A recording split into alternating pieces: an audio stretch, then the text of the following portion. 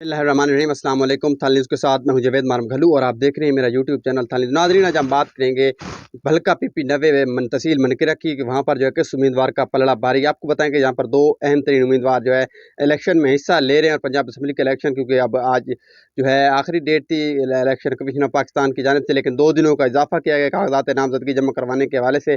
तो यहाँ पर जो है दो अहम तरीन उम्मीदवारों ने आज कागजात नामजदगी जमा करवाएं, जिनमें जो है मलिक ज़फ़र सीना साहब जो साबिक सूबाई वज़ीर बारा बैतुल माल रह चुके हैं और पाकिस्तान तहरीक इंसाफ में खासा रसूख रखते हैं। दूसरे उम्मीदवार जो हैं सरदार सईद अकबर खान नवानी साहब जो हैं वो भी साबका MP है, वो भी हल्का PP 90 मनकेरा से जो हिस्सा लेने जा रहे हैं। आपको बताएं कि 2018 के आम इंतखाबात में मलिक ज़फ़र सीना साहब ने इस हल्का से कामयाबी हासिल करने के बाद जो है तहरीक इंसाफ में जो है खासा अच्छा अपना मकाम जो पैदा किया। और प्रेशर ग्रुप के नाम से उनका एक अपना पाकिस्तान तहरीक इंसाफ में ग्रुप था जिसको हम ख्याल ग्रुप के नाम से भी जाना जाता है।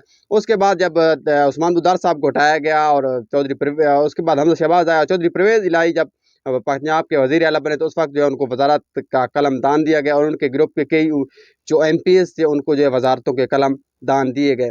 दूसरी जानिब जो है सरदार सईद अकबर खान नवानी साहब जो हैं वो आज़ाद हैसियत से तहसील दरिया खान से MP मुंतखब होने के बाद जो है 3.5 साल पाकिस्तान तहरीक इंसाफ में शामिल रहे। उसके बाद जो है उन्होंने PDM के हक़ में अपना वोट कास्ट किया, जिसकी वजह से जो इलेक्शन कमीशन ऑफ पाकिस्तान ने उनको डी-नोटिफाई किया।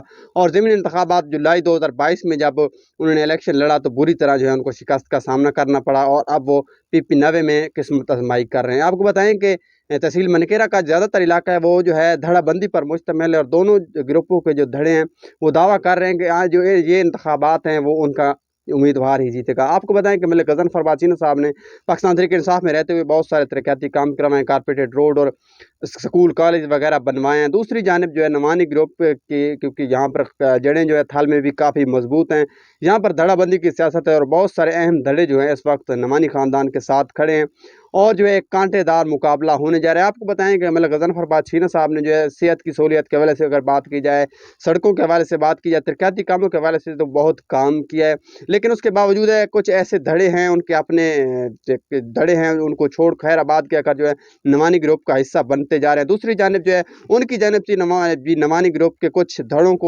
धड़े जो है शामिल उनकी तरफ शामिल हो रहे हैं, रोज़ाना की बुनियाद पर कार्नर मीटिंग्स वगैरह हो रही हैं। आपको बताएं कि 2018 के आम इंतखाबात में भी इतनी बड़ी लीड जो मलिक ज़फ़र बाचीना साहब की नहीं थी और यहाँ पर जो है कांटेदार मुकाबला जो है इस बार भी मुतवक्के है। और अभी तक जो पाकिस्तान तहरीक इंसाफ का बयानिया जो चल रहा है उसके मुताबिक जो है लोग कह रहे हैं कि मलिक ज़फ़र बाचीना साहब की पोजीशन बेहतर है क्योंकि उनके तरक्याती कामों की वजह से लोग जो पेशगोई कर रहे हैं कि वो इलेक्शन जीत जाएंगे और जो है काफ़ी बड़ी लीड लेंगे। ताहम दूसरी जानिब नवानी ग्रुप के जो अमायदीन हैं और मुअज़्ज़िज़ीन हैं उनका कहना है कि नवानी ख़ानदान ने जो है थाल में जो है बहुत सारे तरक्याती काम अपने अदवार में करवाए हैं, तो वो भी पुरुम्मीद हैं कि इस बार जो है हल्का PP 90 से वो इलेक्शन में हिस्सा लेंगे और भरपूर तरीके से जीत अपने नाम करेंगे। ताहम अब तक की जो मालूमात मेरे पास थी आपको बताई। मज़ीद ऐसी वीडियोस देखने के लिए मेरा यूट्यूब चैनल थाल न्यूज़ सब्सक्राइब कर लें ताकि मेरी हर आने वाली वीडियो सबसे पहले आप तक पहुँच सके और आप हमें हमेशा की तरह बाखबर रह सकें। शुक्रिया।